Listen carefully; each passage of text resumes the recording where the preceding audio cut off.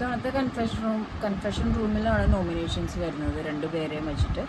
അപ്പോൾ ജാസ്മിനും അഭിഷേകും കയറി. ജാസ്മിനെ സംബന്ധിച്ചിടത്തോളം ജാസ്മിൻ സംസാരിക്കാൻ വിട്ടുകൊടുക്കാത്തൊരു വ്യക്തിയാണ്. ഓപ്പോസിറ്റ് നിൽക്കുന്ന ആളെ കൊണ്ട് സംസാരിപ്പിക്കാനും ഓപ്പോസിറ്റ് നിൽക്കുന്ന വ്യക്തി പറയണത് ജാസ്മിന് കേൾക്കാതെയും മറ്റുള്ളവർക്കും കേൾക്കാത്ത രീതിയിൽ വരുത്തി തീർക്കാനുള്ള സംസാരിക്കാൻ നല്ല ടാലൻ്റ് ഉണ്ട് കമ്പാരിറ്റീവ്ലി അഭിഷേക്. സോ എന്തായാലും ഒരാളെ നോമിനേറ്റ് ചെയ്യണം. അപ്പോൾ അഭിഷേകിന് ജാസ്മിൻ്റെ അത്രയും സംസാരിക്കാൻ അറിയില്ലെങ്കിലും അഭിഷേക് സംസാരിച്ച ഒരുപാട് പോയിന്റ്സ് ആണ്.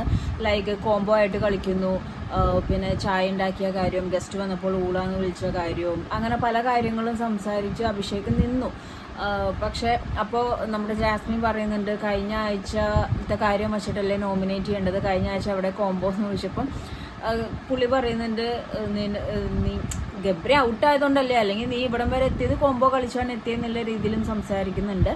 അപ്പോൾ നല്ല കോമ്പറ്റേറ്റീവ് ടൈറ്റ് ആയിട്ടുള്ള രീതിയിലാണ് ഇവരുടെ നോമിനേഷൻ പോയിക്കൊണ്ടിരുന്നത്. കാരണം ജാസ്മിൻ്റെ സംസാര രീതി വെച്ച് നോക്കുമ്പോൾ പോയിക്കോ, ഒരാൾ പോയേ പറ്റൂ, അപ്പോൾ പോവാൻ നോക്കി, ഇത് ടാസ്ക് അങ്ങനെയാണെന്ന് പറയുമ്പോഴും അഭിഷേക് പറയുന്നുണ്ട് ഇല്ല, പോവുകയാണെങ്കിൽ 2 പേർക്കും പോവാന്നുള്ളത്.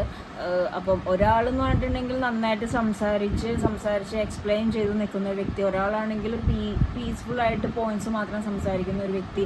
പക്ഷേ ആ ഒരു കോംബോ എനിക്ക് നല്ല രീതിയിൽ ലൈക്ക് 2 വശങ്ങളാണ് കാണിച്ചിരിക്കുന്നത്. കുറേ കാര്യങ്ങൾ സംസാരിക്കുകയും പോയിൻ്റായിട്ട് മാത്രം സംസാരിക്കുന്ന ആ 2 കോംബോയിൽ എടുത്തിരിക്കുന്ന നോമിനേറ്റ് ചെയ്യാനായിട്ട് കോൺഫറൻസ് റൂമിലേക്ക് എടുത്തിരിക്കുന്ന ആ ഒരു കോംബോസിനെ എനിക്ക് ഭയങ്കരമായിട്ട് ഇഷ്ടമായി. നിങ്ങളുടെ അഭിപ്രായം കമൻറ്റ് ചെയ്യുക.